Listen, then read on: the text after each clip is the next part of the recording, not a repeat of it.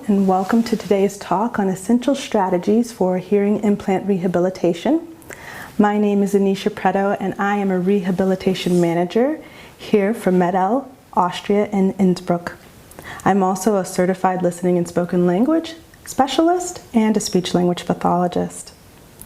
Let's get started. So, what is hearing implant rehabilitation? At its core, it is a family-centered intervention. We know that parents are the first teachers of the child, and listening and spoken language develops through meaningful social interactions in daily routines. So, parents are a vital component.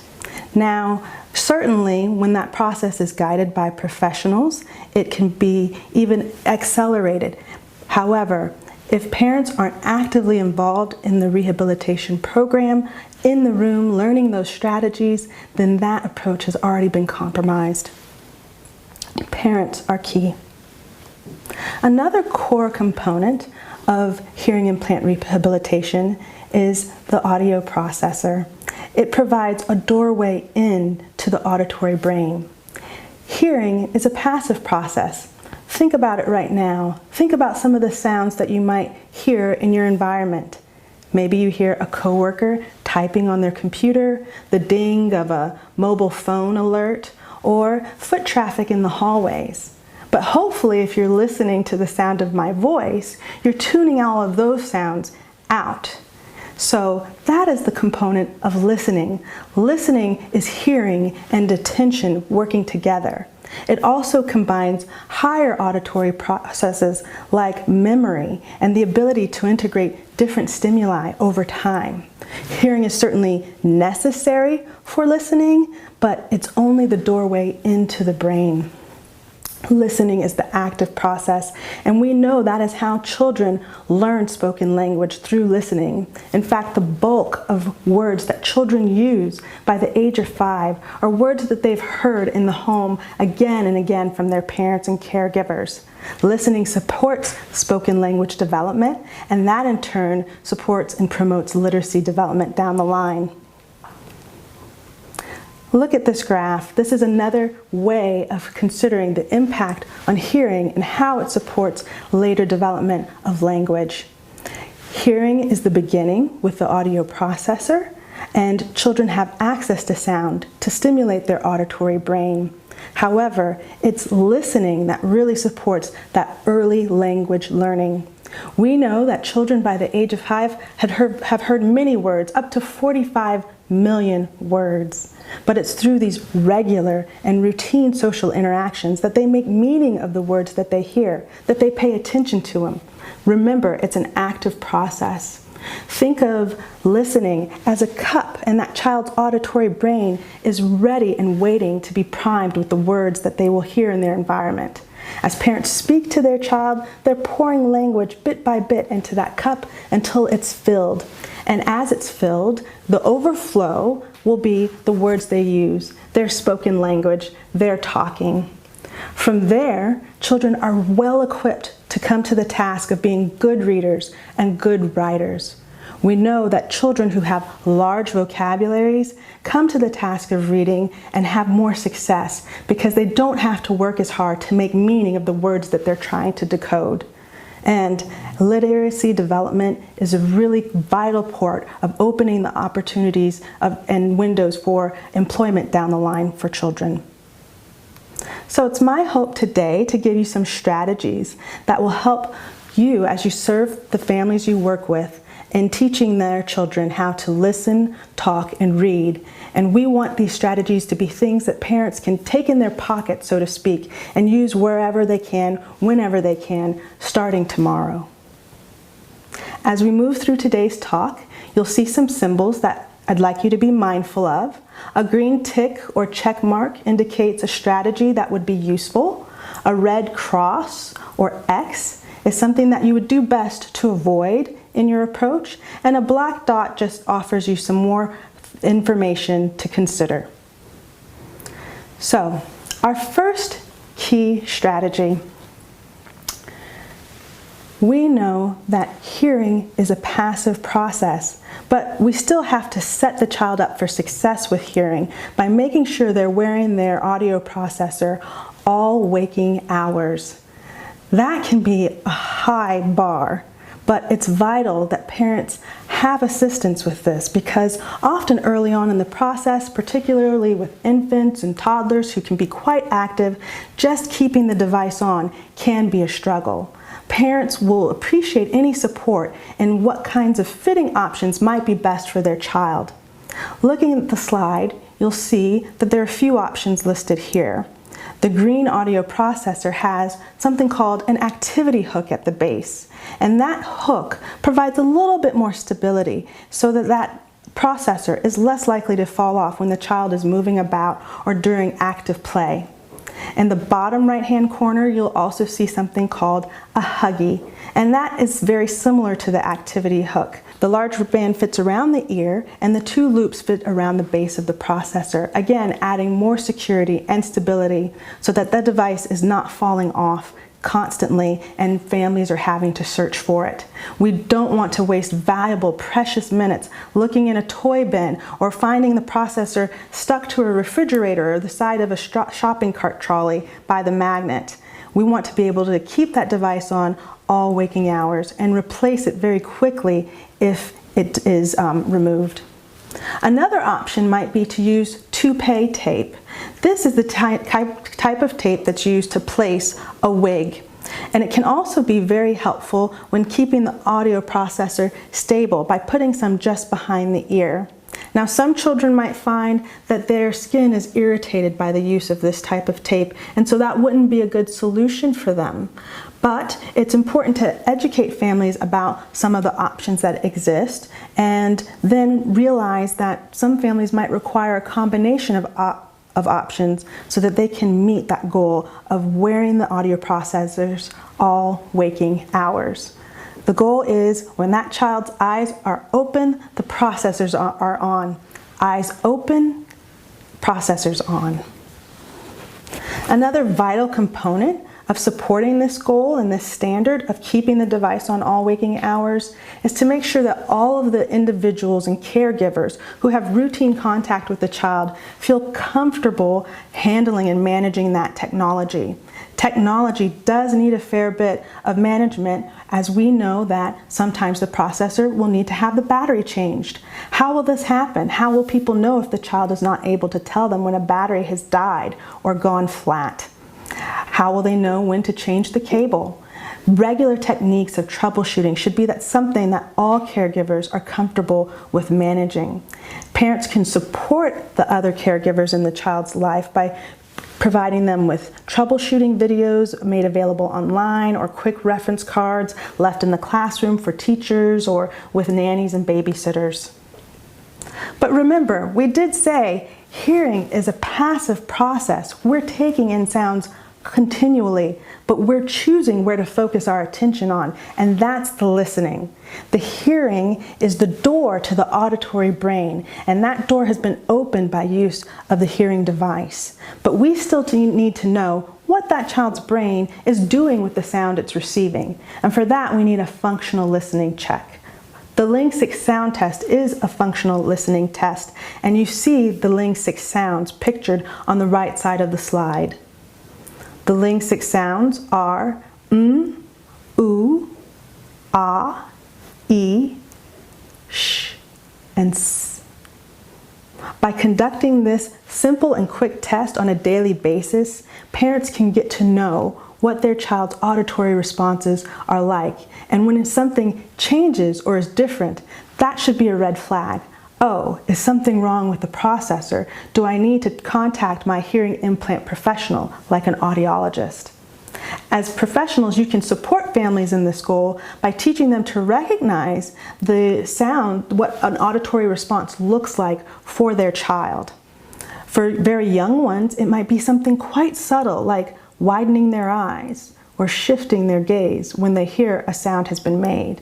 For children who are able to sit up and have head and neck movement, they might turn their head to the sound.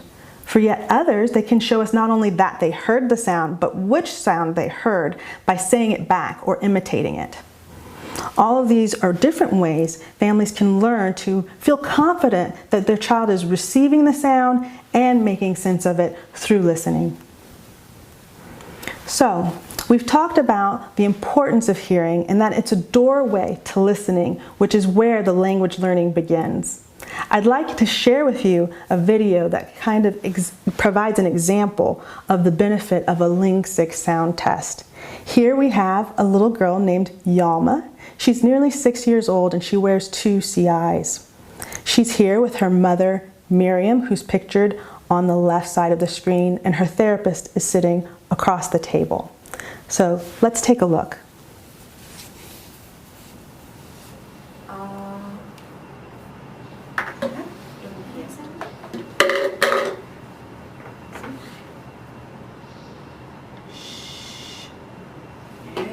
Oh, good girl. Listen.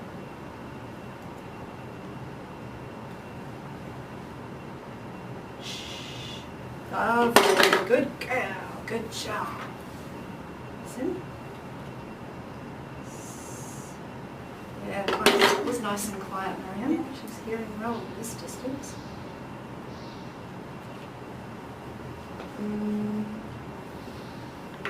Good girl.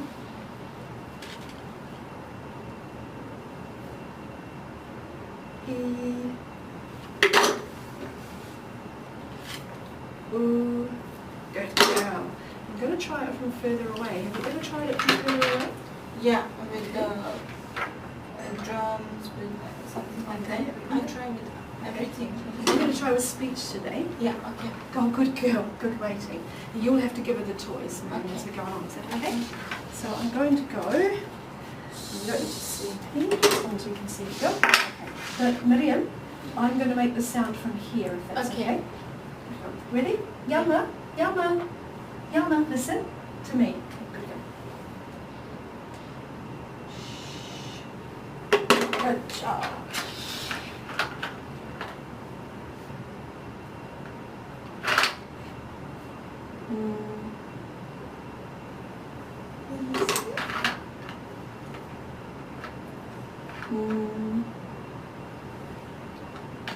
It's not quite so sure as you can get. Oh, only one. Yeah. Nice listening. Good girl.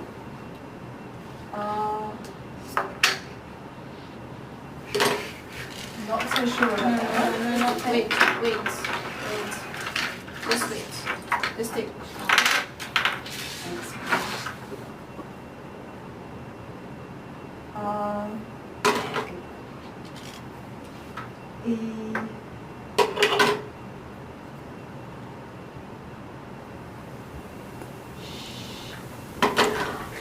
All right, so here we saw that Yalma indicated when she heard a sound by providing a conditioned response.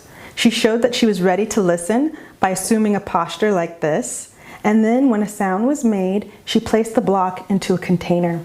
When that response happens either too fast or too slow, that might indicate that Yalma's not relying on her hearing to indicate when she heard a sound.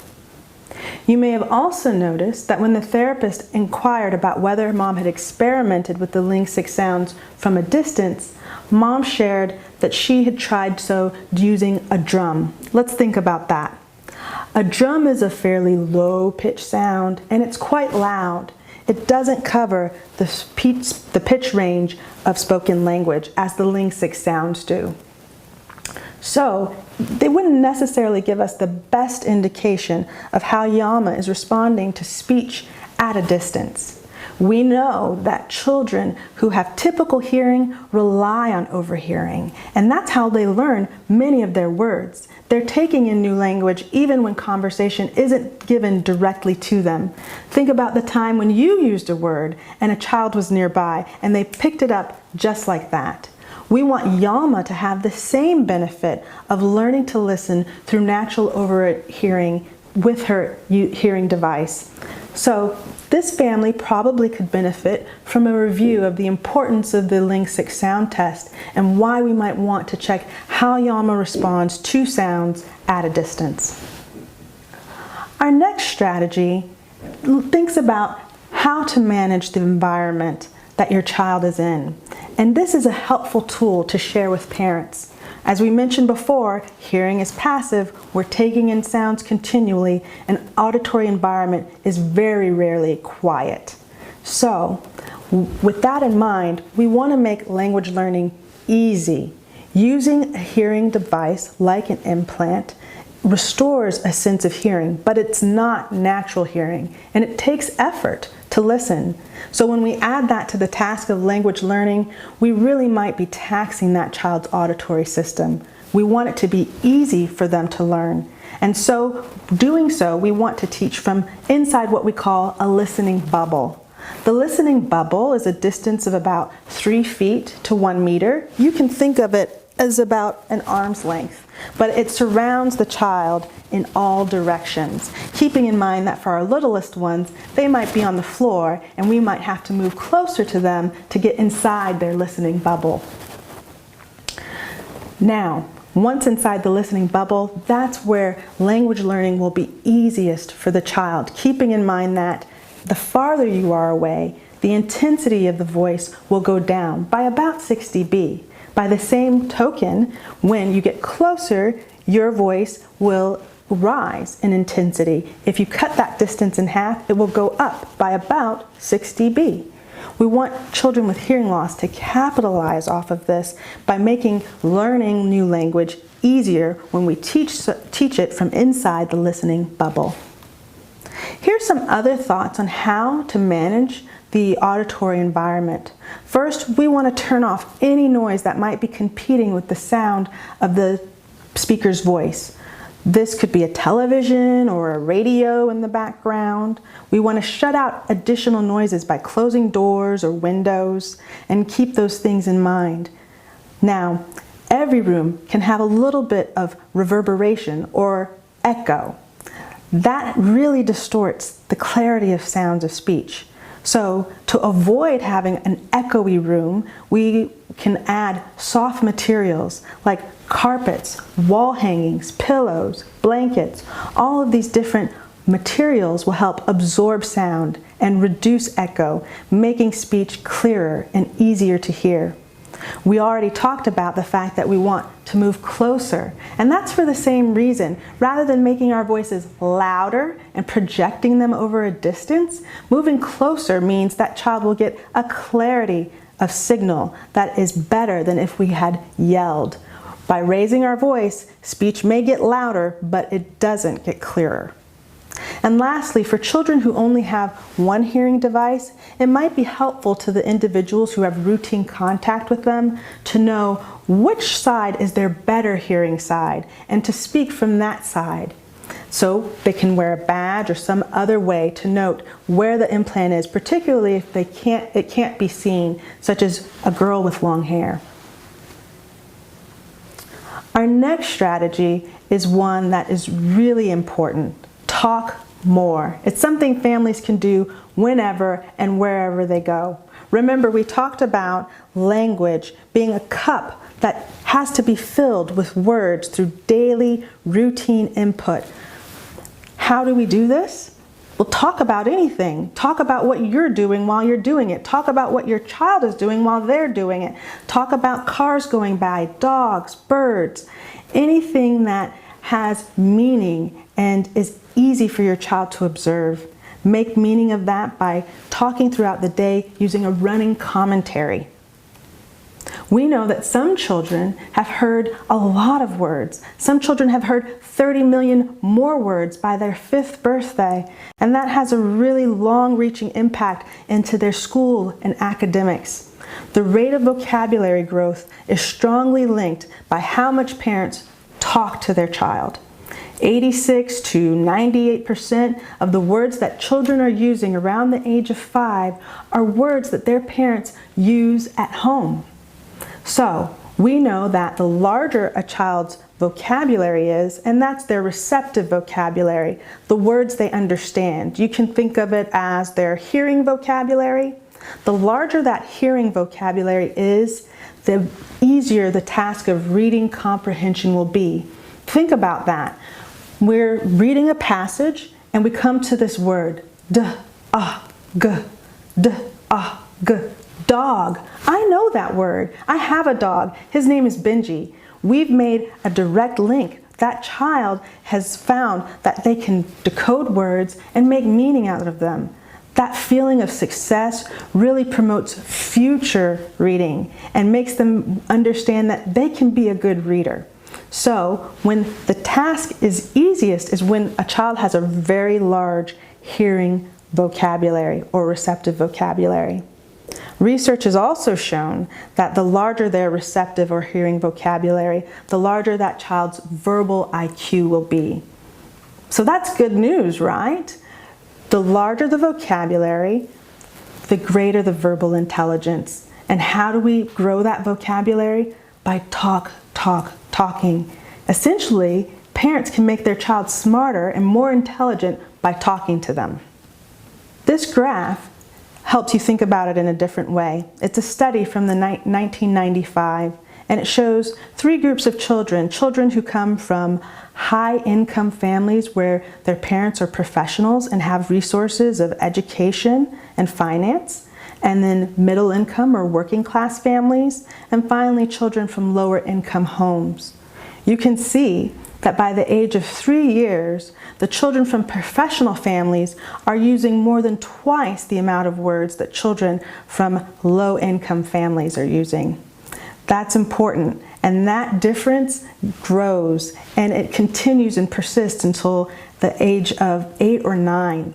So families really need to understand that talking more has long-reaching effects in that child's academic life. Every now and then, though, you might hear a parent say, "But I don't know what to say." So the first thing to do is reassure them that the only incorrect thing to say would be nothing at all. But from there, they might benefit from a few ideas. Playing with their child is a great opportunity to talk about all the games and toys that they have. But more than that, you want to talk about how those are used. Not just that we have a ball, but the ball can go bounce, bounce, bounce, up and down. Uh-oh, the ball fell down. Using that type of language really gives them a more well-rounded language experience. Also think about using the types of words that that child would benefit from having when it's time to play with their peers. Things like, "It's my turn," or "No, it's not your turn." Reading is a great way to add more words into that child's daily language diet. We encourage a diet of 10 books a day. That's been shown to support children in the task of becoming a good reader and writer. Going for a walk, or even something as simple as doing the chores at home, washing dishes, vacuuming. These are really basic but also useful language learning opportunities. And it might be helpful just to remind families to manage the noises as they're doing that. You want to talk about what you're about to do, maybe then vacuum or wash dishes, and pause periodically, turning off those noises, stopping the vacuum cleaner, turning off the water, just so you can talk a little bit more. Lastly, if you fail to think of anything to talk, just talk about what you see. Really, the only mistake parents can make is not taking the opportunity to talk with their child. So, I hope I've convinced you that every word parents say builds their child's brain, but there is a catch. It takes a real live person, not a screen. Televisions and tablets may teach children some words, but they are not the best teaching tools. A television speaker cannot slow down when your child needs to hear language slowly. They can't repeat. They're not monitoring to make sure your child's even listening at all. So it's helpful to remind families that while those are available tools and resources and they may be convenient, it's always going to be harder for your child to hear some voice through a speaker. It immediately loses some fidelity. The best auditory example will always be a human live voice. It's the easiest to listen to. So we've talked about how to set the child up for success by making sure they have access to sound all waking hours, and how to manage the environmental challenges around that. But once you've got the child in front of you, how do you get their attention? Remember, hearing is passive. Listening demands attention. So what can we teach families to help them grab their child's attention? You'll see in this graphic, our furry friend has grabbed his other friend by the ear. And that's what we need to do with the children that we're working with. We need to learn how to grab them by the ear using something called an auditory hook.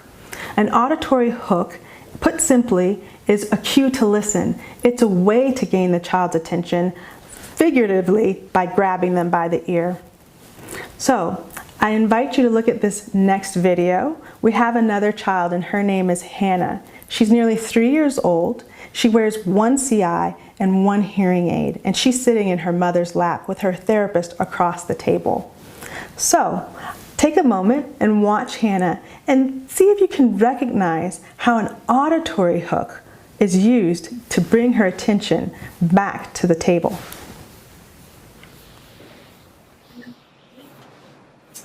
This is a book. Hannah, Hannah, come and sit down. Here. Listen here. Listen here. Stay there, toys. Yeah, you tell them, stay there. Stay there. And look. Oh, good listening, Hannah. Roar. It's a lion. Come and sit down. Beautiful, beautiful. Okay, so I hope you noticed how the therapist got Hannah's attention. Hannah was on the move. She was looking for something interesting to do on the floor. But then the therapist used an auditory hook. Look! And indeed, Hannah did. She looked up and found the speaker immediately, but that wasn't enough to pique her curiosity. So the therapist tried another auditory hook. Roar! I have a lion! And that's when Hannah went running back to Mom's lap because she was curious about what would happen next. And this is the important part of listening. We want to create a moment of curiosity so that that child will always wonder what's about to happen, and we need to create that moment through audition first. So, what is an auditory hook? Can I get a list of them? Well, the truth is families are probably already using auditory hooks on a day-to-day basis, and hopefully they're using them with their child. What we need to do is encourage them to use them intentionally. Auditory hooks can be a sound or a word. Things like, uh-oh, wow, listen. It's always good to start by asking the parents, how do you talk to your child? Or simply observe them and take note of the auditory hooks that are already present in their discourse. Other examples of auditory hooks might include things like animal sounds or vehicle sounds, but you can just simply ask the family, how do you talk to your child, and observe from there. That's a really good starting point, and honestly, they'll be more likely to use those if they know it's something I'm already doing naturally, I just need to emphasize it. Our next tool is called the thinking place. So imagine we've got the child by the ear. We've got their attention. What do we talk about from there? We're saying parents need to talk, but what happens if there's a mismatch between what the child is focused on and what the parent is focused on? Imagine we've got a little girl and she's very interested in playing with her car. Brrr, beep, beep. She loves the sound of the car. She uses it all the time. Brrr, beep, beep. She drives it on the table. But Mom wants to do something new. She wants to talk about bouncing the ball and rolling the ball. We have a mismatch. Parent and child are not in the same thinking place. The first way into a child's brain is to find out what they're focused on and provide the language that describes it. We can say putting the language on top of what they're thinking of. Their words should say the child's thoughts. Or if that little girl or little boy could talk, what would they say? So, oh, you've got a car. Brrr, beep, beep, I hear it. Let's drive the car. It can go up, up, up, and down. It can go round and round. Brrr, stop car, go. There's a lot of language that can enrich what that child is already naturally interested in. And then when it's time to transition to something new, that's when you need to use an auditory hook. Oh, here comes the ball. Crash! It crashed into the car. Oh my goodness. Brrr, beep, beep. The car can't go. The ball is in the way. And now mom has transitioned back to something that has another source of language that she can teach to her child. So start in the same thinking place and then use an auditory hook if it's time to transition to something new. Our next strategy is something that many parents already do quite nicely and may need a little bit of focus and intention to enhance it. It's called acoustic highlighting.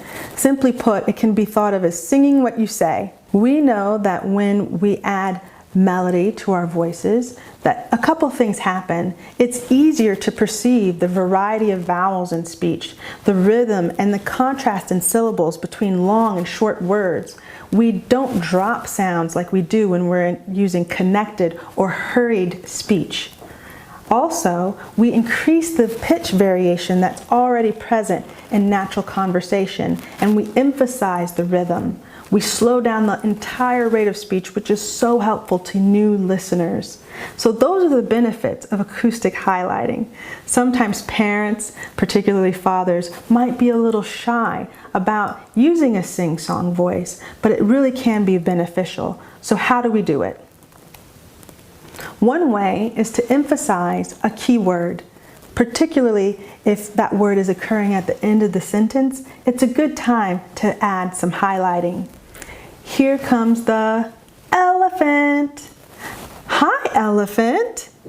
That's a good way to use auditory acoustic highlighting to highlight something that is auditory.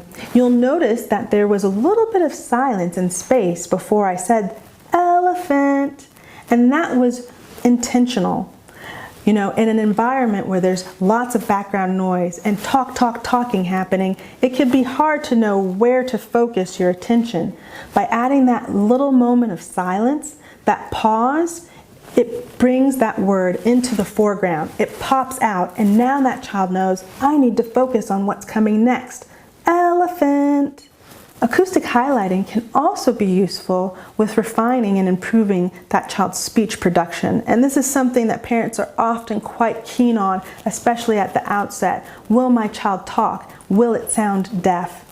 So, when it comes to correcting speech sounds, acoustic highlighting is a quick strategy that they can use. For example, if a child is saying something like, "Pish, mommy, pish, I see a pish," that parent could quite nicely say, "Oh, you see a fish. Yes, there's a fish. Tell daddy, daddy, I see a fish." What you don't want to do is say something like, "It's not a pish. Don't say pish." Why might we want to avoid that?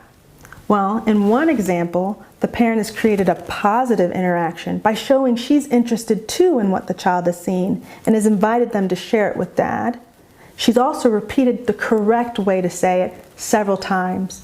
In the other, the parent has said the incorrect way multiple times and may have already shut the child down by creating a negative experience through scolding.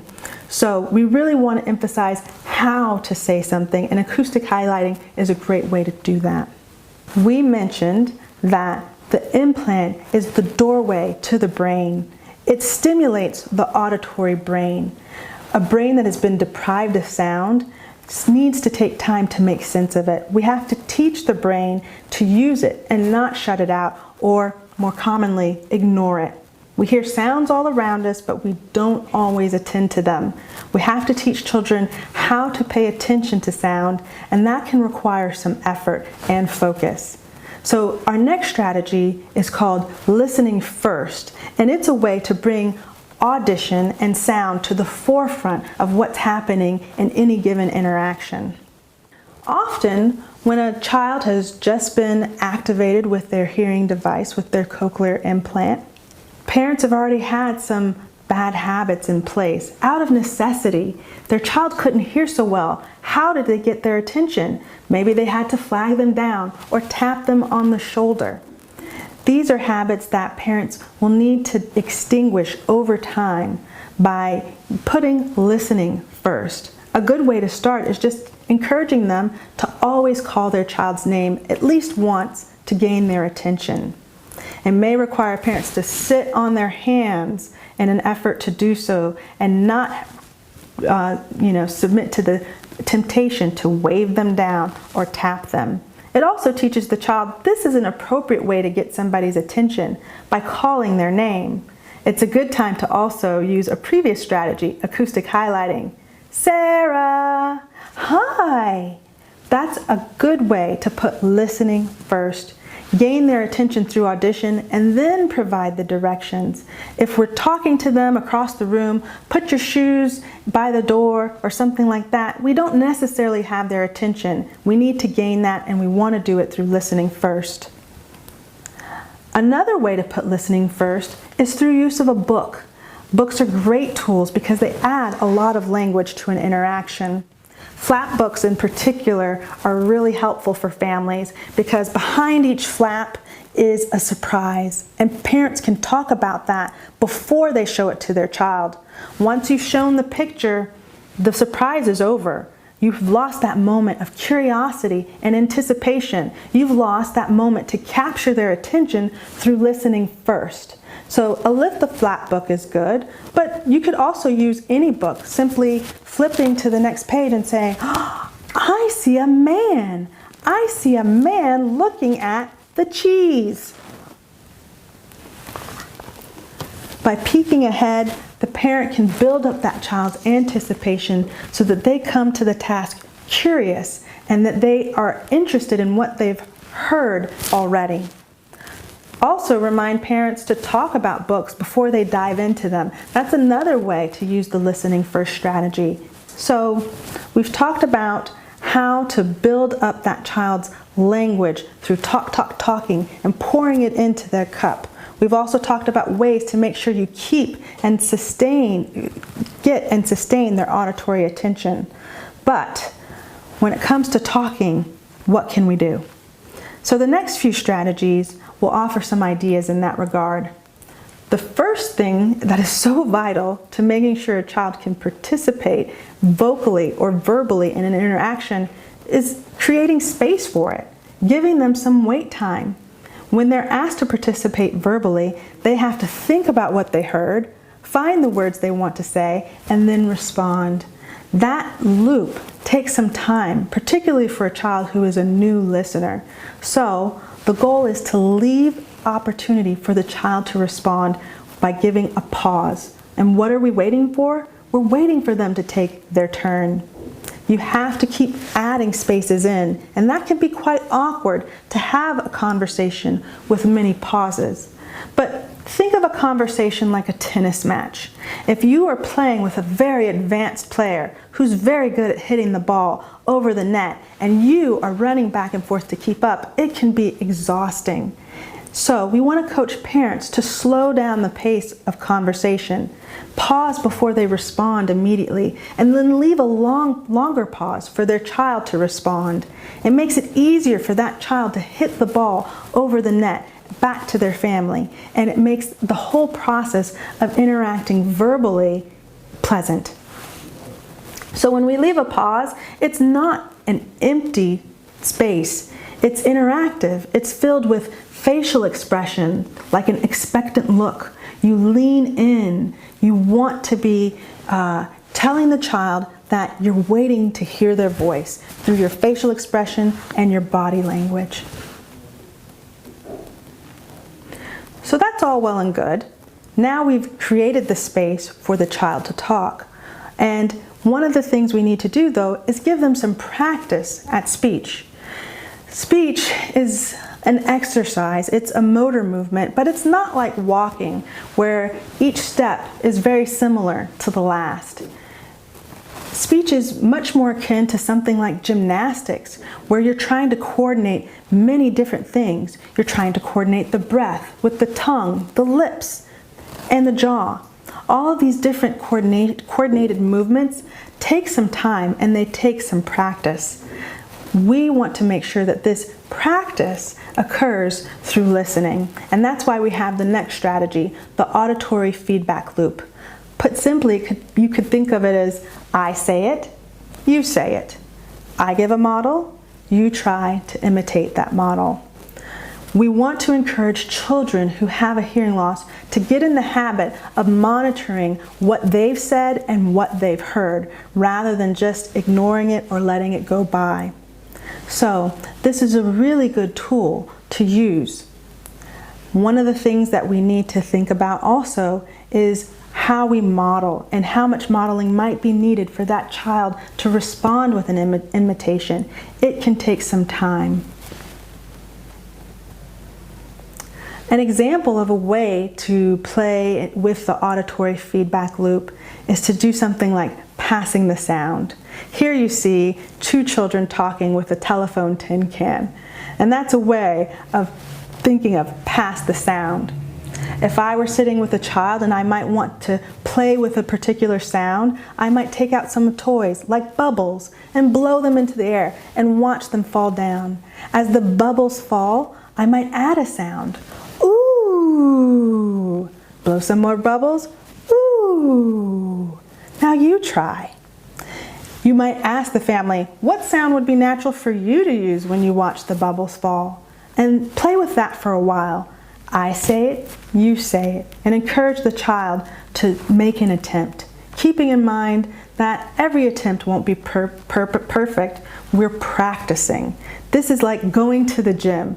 We're taking our speech to the gym to get it ready to use in everyday conversations.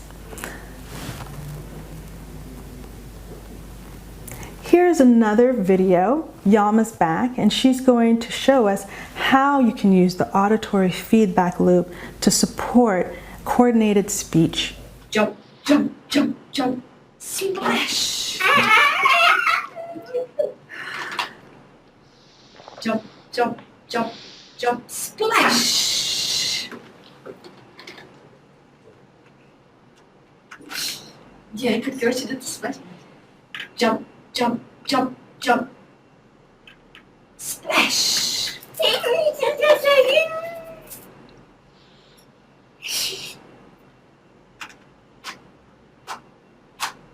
Yeah, Mom, say jump. Let's do it this way. Ready? Ready? He says, jump, jump, jump. I'll tell you what we'll do. She can have one. Ready? Here they go. Jump, jump, jump. I'm trying to encourage her to say it as well. He says, no, no, no. Yeah, hold on, hold on. He says, jump, jump, jump. You say it, ready? Jump, jump, jump. Ready? Now give it to her. Splash. And give it to her. Here he is. Here he is. Yeah, Mom, here.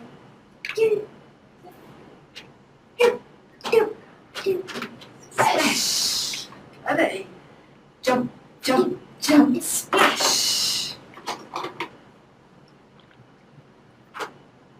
Ooh, can't hear him.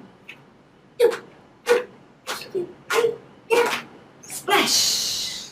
Ready? So here the example was jump, jump, jump, splash.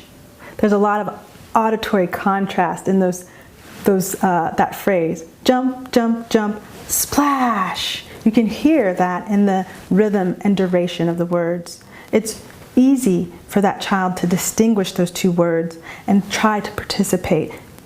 Now, you may have also noticed that the therapist gave many models before Yama, who was quite reluctant, was ready to give an imitation. That may be necessary, and it's okay. Remember, this is a safe place for practice, and we want Yama to engage as she's able and when she's ready. Also, I hope you took note of that there was something to do. There was an action that matched each word. Just as in before, in the example with the bubbles, when the bubbles fell, we made a sound, ooh. The same thing can be said here. When the therapist said, jump, jump, jump, the cow jumped and then went splash in the water. We want to pair that speech sound with an action. It makes the activity engaging and fun for the child, but it also conveys that their voice has meaning. Their voice has power. When they use their voice, something happens. And that's a really good teaching tool. It encourages them to try again. Now, you may have found that it was difficult to understand Yalma, but that's the point of this particular activity. It's okay. We want her to get rewarded by playing and trying again and again so that she can refine her speech by listening to the model around her and then practicing. Our next strategy is also one that helps support expressive language use. So, for some children, you might notice that they tend to do a lot of imitation. In fact, they more readily imitate than use their own words spontaneously. If you ask them, what's your name? They might just imitate that question back to you. Name. If you're thinking of a child like this is a strategy that would be very helpful to use with them. It's called auditory closure, and it really emphasizes that two-way nature of conversation that we already talked about. It emphasizes the fact that your child has to think about understanding, thinking about what they heard and formulating a response that's different from what was said. So, an example might be to fill in. Row, row, row your boat. Hopefully, if that's a familiar song to you, you knew that the missing word was boat. When children are able to participate like this and fill in on their own through auditory closure, it gives value to their contributions. They're not merely just imitating us and relying on us to participate independently. They have their own part to play. So, we mentioned that we can use auditory closure with a song, but it can also be used with a familiar phrase. Uh-oh, it fell. And hopefully someone would say, down. Rhymes are also another good tool for auditory closure. You want to use something that is familiar to the child so they know what's coming next and they're ready to contribute. It will be helpful to remind parents that they need to stop before the end of that phrase or song or word so that the child can fill in. Sometimes there may be a temptation, or maybe parents don't trust that the child is ready to contribute, so they keep going. But we really want to encourage them to add that long pause. You see, some of the strategies are beginning to dovetail together. Our next strategy is one that I always encourage families to use, but to use with good judgment and to use judiciously. It's a very powerful strategy, and if done incorrectly or overdone, can cause a moment of frustration. But it is so vital because it creates a reason for that child to communicate. It's called sabotage. So, let's imagine someone is sitting in their high chair and they're thirsty and they say, "Chew, mommy, chew, chew." Mom knows, my little boy wants some juice. She goes over there, opens the carton, pours it in a glass, sits it in front of him. She's honored the intention behind his communication, but not necessarily responded to the words. The word was simply juice. So mom might take that opportunity, if she's using sabotage, to say, "Oh, juice, yummy, I'm thirsty too. Here's the juice," and hand it to the child without opening it. That gives them a reason to communicate and try a new word. You'll notice in the bottom screen there's a picture of a little portion of food. If we give children all that they want all of the time, and we honor their intentions rather than their little communication all of the time, they won't have a reason to use more sophisticated language. Sabotage can also be used in a fun and playful way by creating an unexpected moment, something worth talking about, maybe hiding a ball inside a shoe or tucking something underneath their pillow.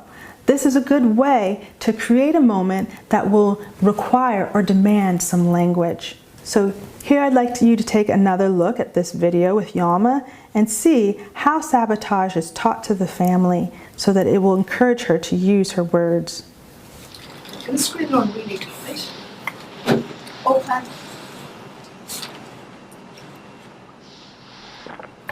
This is great. I'm going to let her struggle for a little while because I want her to learn to use her words to ask them. No, open by yourself. It's okay. Open Now, by yourself. so hold on now. What's happened is she tried, and when she couldn't do it, she gave it to you. To me, yeah. And she's really telling you something then. She's saying, Miriam, open it for me. For me. So that's the moment when we really want to ask her to communicate. So I'll do it with you and show you what I mean.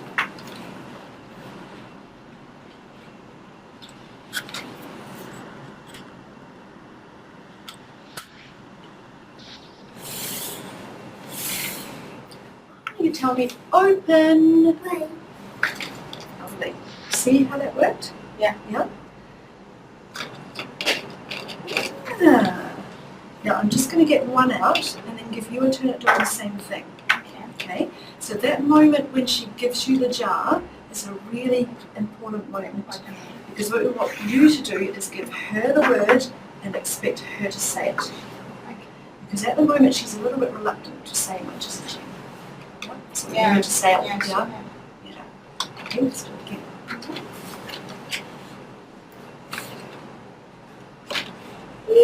That's great, Miriam. That's great the way you're sitting there waiting. And it's important to let her struggle a little bit. Open.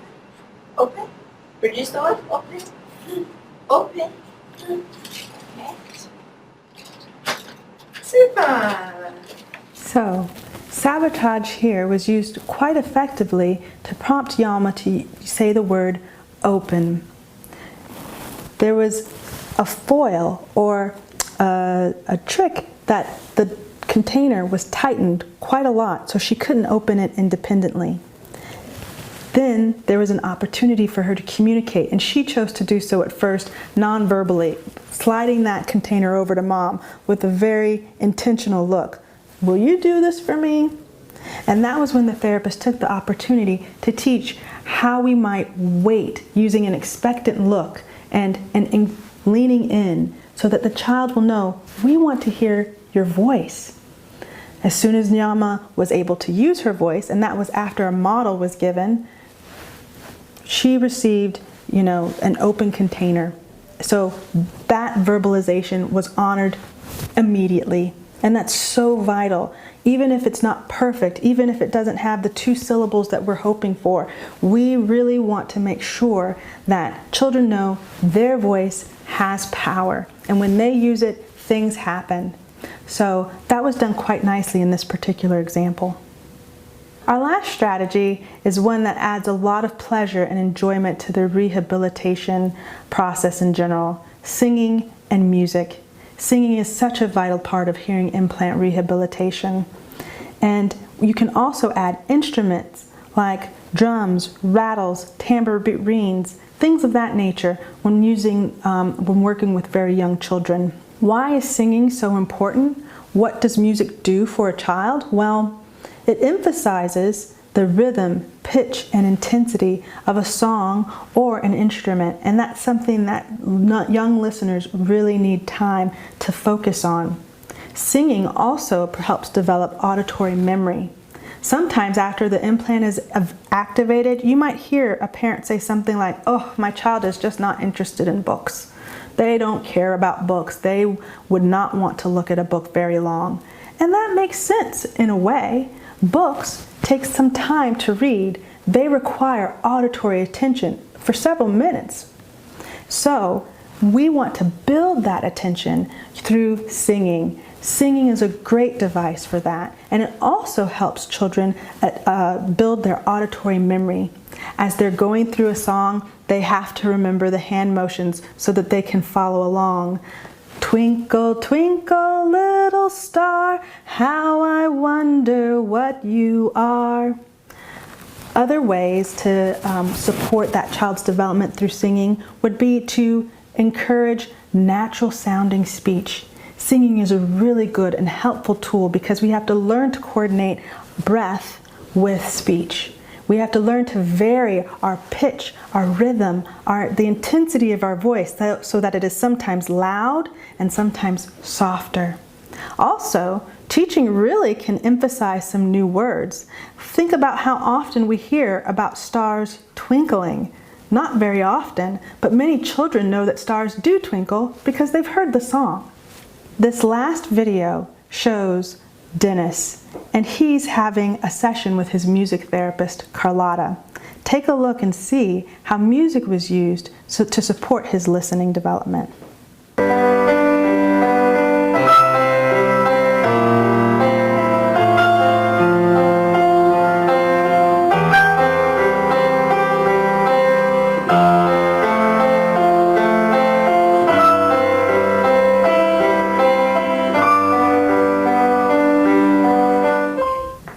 Okay, so in that duet, Dennis had to listen as his therapist played so he could know when to play his note and join in. That's a really good example for an older child. For a younger child, you might try something as simple as shaking a tambourine or banging a drum along with a sound or a song. That concludes today's presentation. Thank you so much for your time. It's been lovely to have you. I hope I've given you some helpful strategies that you can share with families so they can get started on their listening and spoken language journey right away.